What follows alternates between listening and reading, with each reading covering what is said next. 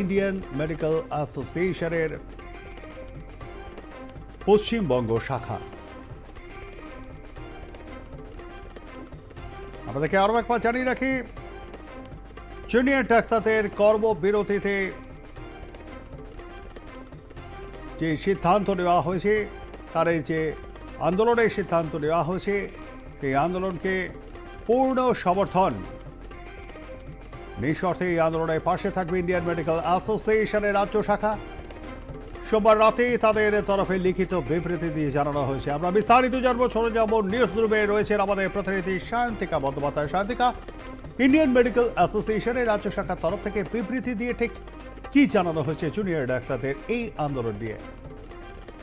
Junior ডাক্তারদের এই আন্দোলন বা এই মুহূর্তে তারা যে সিদ্ধান্ত নিচ্ছেন, বা আজ বিকেল 5টার পর তারা যে সিদ্ধান্ত নেবেন, বা ভবিষ্যতেও তারা যে সিদ্ধান্ত নেবেন, সেই গোটা বিষয়টাতে পাশে থাকবেন, একদম পূর্ণ সমর্থন থাকবে ইন্ডিয়ান মেডিকেল অ্যাসোসিয়েশনের রাজ্য শাখার, এমনটাই সোমবার গভীর রাতে বিবৃতি দিয়ে জানানো হয়েছে। এবং আইএমের পক্ষ থেকে স্পষ্ট বলে দেওয়া হচ্ছে যে আন্দোলনকারীরা বা জুনিয়র চিকিৎসকরা যে পদক্ষেপ নিচ্ছেন, তাদের নিরাপত্তাকে সুনিশ্চিত করার জন্য, বা তাদেরই একজন সহকর্মী যে রকম নারকীয় অত্যাচার তাকে সহ্য করতে হয়েছে, তাকে যেরকমভাবে খুন করা হয়েছে, তার জন্য এই যে জাস্টিসের দাবিতে তারা যে আন্দোলন করছেন, সেই আন্দোলনকে পূর্ণ সমর্থন জানানো হচ্ছে। এবং গতকাল যখন সুপ্রিম কোর্টে শুনানি চলছিল, রাজ্য সরকারের পক্ষ থেকে যেটা বলা হয়েছে যে চিকিৎসকদের বা জুনিয়র চিকিৎসকদের এই কর্মবিরতির জেরে প্রায় 23 থেকে 24 জন রোগীর মৃত্যু হয়েছে। 6 থেকে 7 হাজারের মতো মানুষ যে আউটডোর পরিষেবা, সেই আউটডোর পরিষেবা থেকে তারা কিন্তু বঞ্চিত হয়েছে। গোটা চিকিৎসা ব্যবস্থা, চিকিৎসা পরিষেবা ব্যাহত হচ্ছে। এই তথ্য কিন্তু একেবারে ভুল, কারণ আইএমের পক্ষ থেকে বলা হচ্ছে যে জুনিয়র চিকিৎসকরা যখন আন্দোলন করছেন, তখন কিন্তু যারা সিনিয়র চিকিৎসক রয়েছেন বা যে সমস্ত চিকিৎসক এই আন্দোলনে নেই, তারা তো পরিষেবা দিচ্ছেন, তাই জন্য চিকিৎসা পরিষেবা ব্যাহত, এই তথ্যটা ভুল। আইএমএও জানিয়ে দিয়েছে যে জুনিয়র চিকিৎসকরা যখন আন্দোলনে সামিল হচ্ছেন প্রত্যেকটা দিন, তারা একদম রোদ জল ঝড় সব কিছুকে উপেক্ষা করে তারা যখন জাস্টিসের দাবিতে সরব হচ্ছেন এবং যে কোনো মুহূর্তে তারা অবস্থান বিক্ষোভে বসে পড়ছেন, বা জাস্টিস ছিনিয়ে আনার জন্য তাদের যে দাবি, সেই দাবি পূরণ করার জন্য তারা যতটা দূর সম্ভব যাওয়া তারা ততটাই যাচ্ছেন, তখন কিন্তু আইএমের পক্ষ থেকে যে চিকিৎসা পরিষেবা যাতে কোনো রকমভাবেই ব্যাহত না হয়, সেদিকে কিন্তু খেয়াল রাখা হচ্ছে। এবং এই কারণে বিবৃতি দিয়ে জানিয়ে দেওয়া হয়েছে যে আইএমএ কিন্তু পুরোপুরিভাবে পাশে রয়েছে এই জুনিয়র চিকিৎসকদের। এবং আজকে যে আর কিছুক্ষণের মধ্যে স্বাস্থ্য ভবন অভিযানে নামতে চলেছেন জুনিয়র চিকিৎসকরা, নতুন করে 5টা দাবি তারা যেটা বলেছেন, পুরনো দাবির সাথে কয়েকটি নতুন দাবি তারা যুক্ত করেছেন, সেই দাবিগুলো কিন্তু একেবারে সম্মতি জানিয়েছেন তারা, এবং এই দাবিগুলোর মধ্যে কোনো ভুল নেই, এমনটাই কিন্তু আইএমএ মনে করছেন। অর্থাৎ এই আন্দোলনকারীদের মনের জোর আরও খানিকটা বাড়লো আইএমের এই সমর্থন বার্তায়, তা কিন্তু বলাই যায়। প্রবীর দা, একদমই তাই। ধন্যবাদ আমাদের সঙ্গে থাকবার জন্য। কথা বলছিলাম নিউজ রুমে উপস্থিত আমাদের প্রতিনিধি সায়ন্তিকা বন্দ্যোপাধ্যায়ের সঙ্গে। আপনাদেরকে আরও একবার জানিয়ে রাখি, আন্দোলনকারীদের পূর্ণ সমর্থন ইন্ডিয়ান মেডিকেল অ্যাসোসিয়েশনের পশ্চিমবঙ্গ রাজ্য শাখা। সোমবার রাত্রে তাদের তরফে একটি বিবৃতি দিয়ে জানানো হয়েছে, নিঃশর্তে জুনিয়র ডাক্তারদের যে এই আন্দোলন, সেই আন্দোলনে তারা পাশে থাকবেন সবসময়। ইন্ডিয়ান মেডিকেল অ্যাসোসিয়েশনের রাজ্য শাখার তরফে গতকাল রাতেই একটি বিবৃতি দিয়ে জানানো হয়েছে।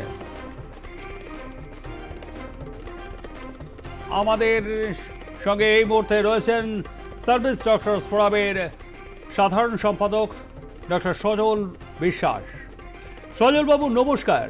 ইন্ডিয়ান মেডিকেল অ্যাসোসিয়েশনের বাংলা শাখা, পশ্চিমবঙ্গ শাখা পরিষ্কার জানিয়ে দিয়েছে জুনিয়র ডাক্তারদের যে আন্দোলন, এই আন্দোলনে তাতে পূর্ণ সমর্থন রয়েছে।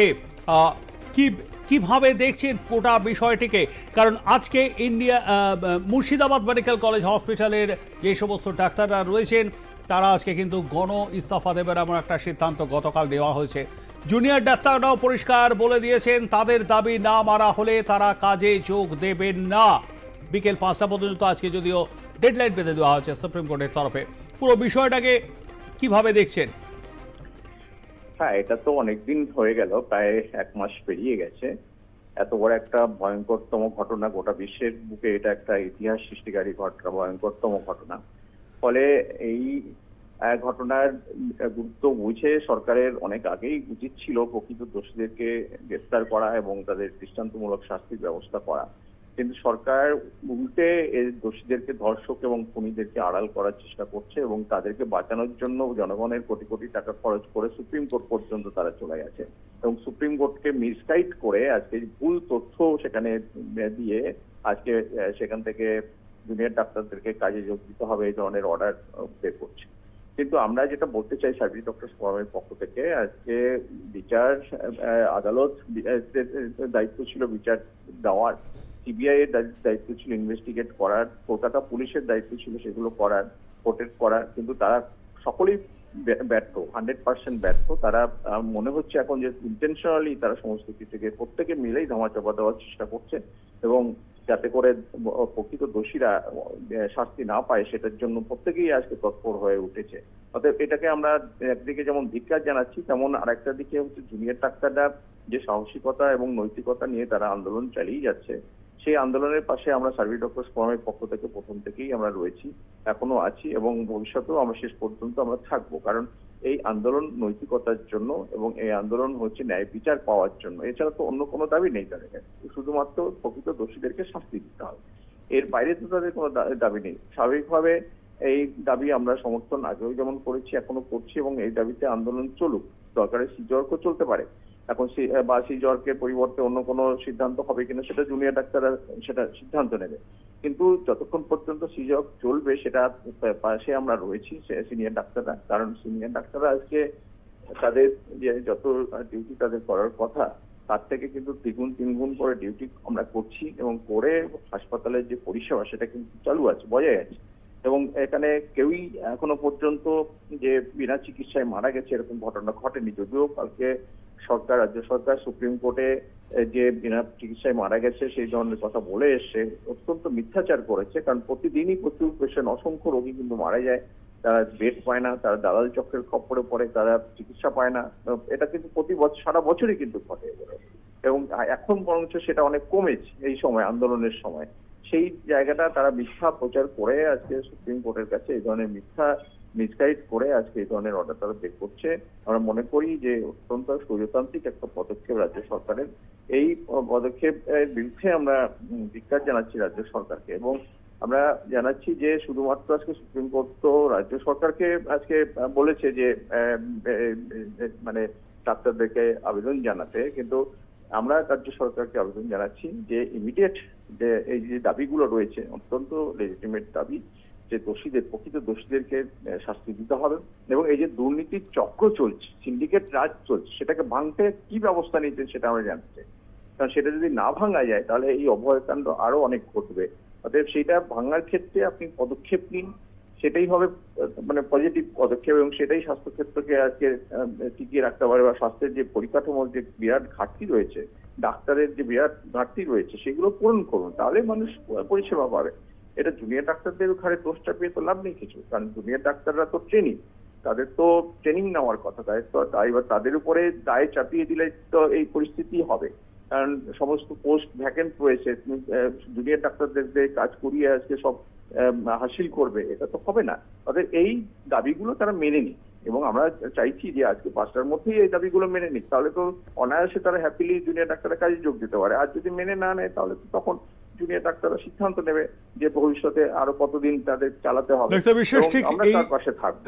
ডাক্তার বিশেষ এই জায়গাটা একটা প্রশ্ন, ধরুন আজকে বিকেলবেলা 5টার মধ্যে রাজ্য জুনিয়র ডাক্তারদের কোনো দাবি মানল না, তাহলে সেক্ষেত্রে তারা তো আন্দোলনে অনড় রয়েছেন, অর্থাৎ তারা যদি এরপরেও আন্দোলন চালিয়ে যান, এরপরে যদি রাজ্য সরকার কোনো ব্যবস্থা দেয়, কারণ কালকে সুপ্রিম কোর্ট পরিষ্কার বলে দিয়েছে রাজ্য সরকার এরপরে যদি কোনো ব্যবস্থা নেয় তাহলে কিন্তু তারা হস্তক্ষেপ করবে না, সেক্ষেত্রে কি হতে পারে? হ্যাঁ, এক্ষেত্রে অ্যাকচুয়ালি যদি জুনিয়র ডাক্তারদের বিরুদ্ধে তো খুব বেশি কিছু পদক্ষেপ নেওয়া যায় না, কারণ তারা হচ্ছে ট্রেনিং, তারা সরকারি নয়, এমপ্লয়ি নয় যে তাদের বিরুদ্ধে আইনানুগ ব্যবস্থা নেবে।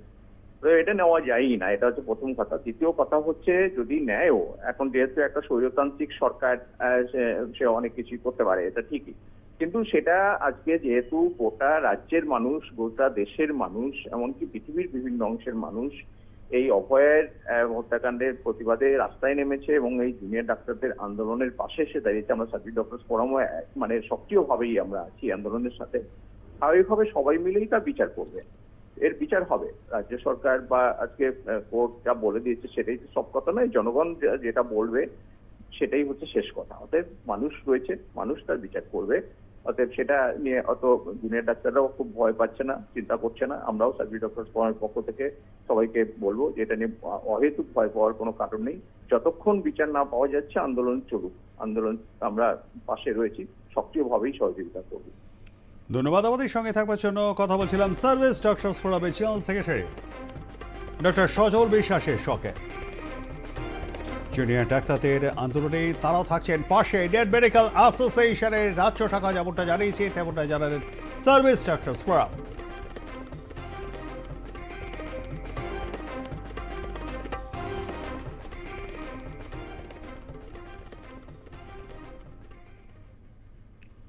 এখন সময় একটা বিরতির, সঙ্গে